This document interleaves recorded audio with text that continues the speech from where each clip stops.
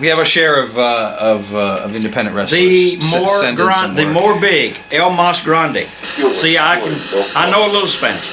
And so you can understand me, honky tonk man. My name is Loco. Crazy. I'm the best wrestler that's around today. And you know what, honky tonk man? I'm sick and tired of complaining on the internet. Oh, wrestling hurts. Every time he touched me, he hurt me. Either fight hard or you don't fight at all. When you step in this ring, you know you're in for a fight whenever you step with Loco in this ring. I've injured plenty of wrestlers, and that's my legacy inside this ring. Honky tonk man. You better hope you never see me on the other side of the ring, or else I'll twist and fan you straight to the hospital, honky tonk man. Because this is wrestling. You fight hard, or you don't fight at all. You go home and take your honky tonk music with you. That's good. That's the best of all. You saved that for the right spot. Loco, yeah, I guess Loco means crazy. I guess you should be wrestling Loco. You should be in matches with Bret Hart, I guess, because I mean that's how he likes it. He likes it stiff and hard, and you know, get kicked so fucking hard in the head you get a fucking stroke. You like it that way? Obviously, you don't do this for a living. You don't do this every day of your life. I am dealing in the wrestling business 7 days a week, nonstop. I talk to promoters. I talk to documentary guys. I talk to other wrestlers in the wrestling business on a daily basis. I don't have another job. I can tell you this.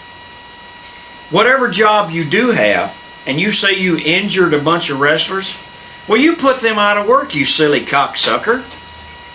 Now what they should do is when they get back to the locker room, grab your skinny bony ass, run you through the fucking back door, throw you in the parking lot, kick the shit out of you, fuck you up where you don't have, where you can't even go to your, I don't know what you do for a job. You look like you might be fucking working in a warehouse or something, you know, picking orders or doing some shit like that, or maybe sacking groceries at the Safeway or the Kroger. They should fuck you up so bad that you got blood running out your fucking ears and you're pissing fucking blood and your shit's blood stained and you end up in a hospital because you probably got no insurance. And if you do have insurance, you tell them, oh, I got fucked up in a wrestling match, and then the insurance doesn't pay, and you spend about 6 months there, and about $300,000 that you can't pay, and then they sue your ass, and you file bankruptcy, you low-life piece of shit. And then what do? You live the rest of your life in fucking solitude where nobody can find you because you're hiding from the bill collectors. But you're bragging about fucking wrestlers up.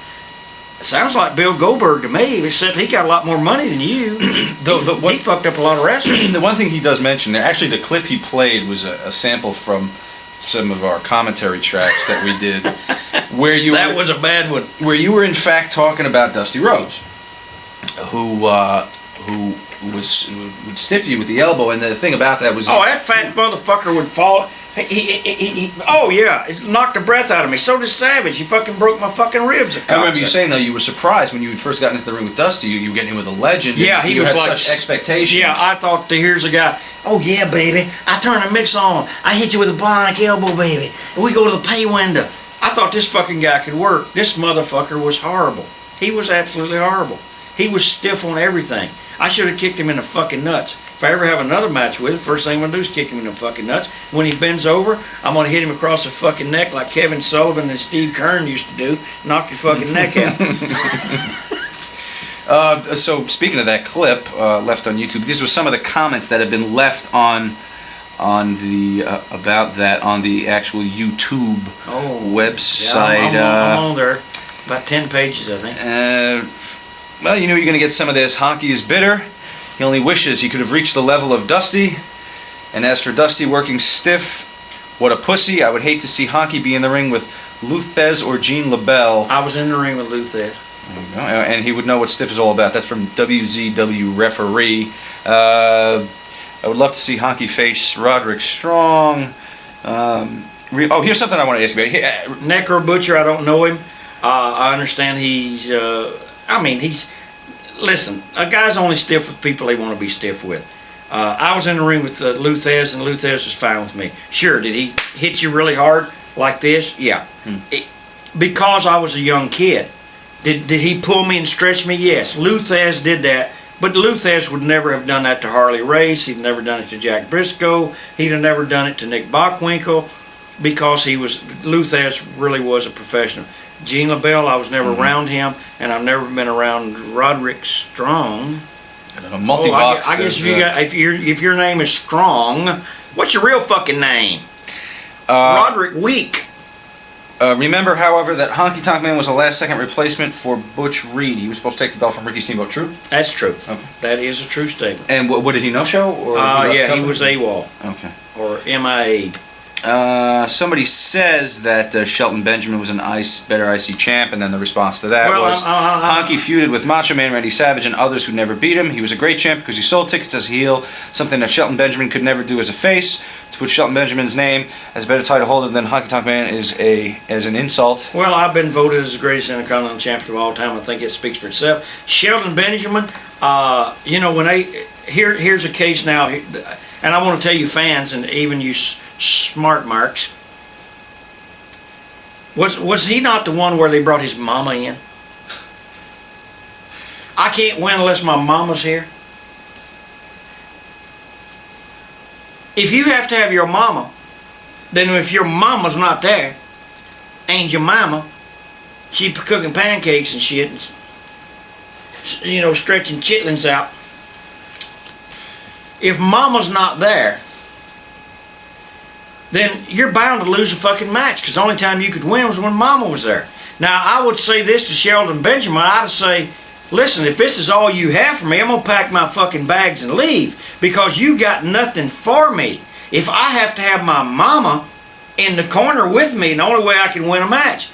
And same thing with Randy Orton. And Randy, I would hope if you hear this and see this, that you would say, fuck this legend killer shit. Someday there ain't going to be any legends, Randy.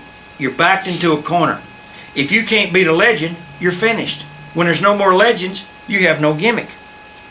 I'm talking about the gimmick you make for yourself. It's kind of like the Ultimate Warrior.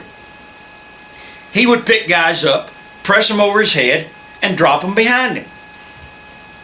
Well, that's impressive for young TV job guys, but you get a guy like me, and I told Vince he's not going to pick me up and drop me behind him like a sack of shit. I'm not going for that. That's and where I'm laying on my stomach and I can't see him, and he's going to fall on me? Fuck that shit. I want to see this motherfucker. I want to know where he's coming from. What if it's Yokozuna? 700 motherfucking pounds. I'm going to lay here with my head down like this and hope this son of a bitch don't trip and fall and kill me? Anyway, there's some things that push you into, that you get painted into a corner. What if it's Andre the Giant? Obviously, Warrior could not push the Giant up at 700 pounds and drop him. So what do you do with your finish? You're backed into a corner with the things you can do. Now, Shelton Benjamin, obviously he was a good champion, but if he was so fucking good and they liked him so much, why didn't they let him break my record? He didn't do it. He didn't do it. Because he didn't have his mama with him. She was cooking pancakes and grits and fried chicken and shit. And, give me some watermelon, man. Goddamn, I just want you a bag of ball, motherfucker.